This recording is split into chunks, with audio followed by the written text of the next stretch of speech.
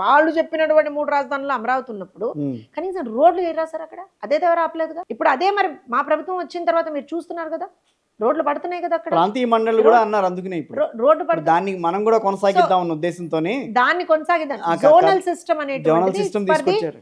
That is what I'm saying sir. Decentralisation అనేటువంటిది ఒక చాలా చాలా చాలా beautiful concept if you do it perfectly. అదే డీసెంట్రలైజేషన్ ఆ రోజు మాట్లాడితే తప్పన్నారు. About decentralisation he said about 3 నేను మాట్లాడితేనే మీరు కరెక్ట్, మీరు వైసీపీ అని అంటున్నారు నన్ను. Sir, డీసెంట్రలైజేషన్ అనేది decentralization, he spoke about 3 capitals.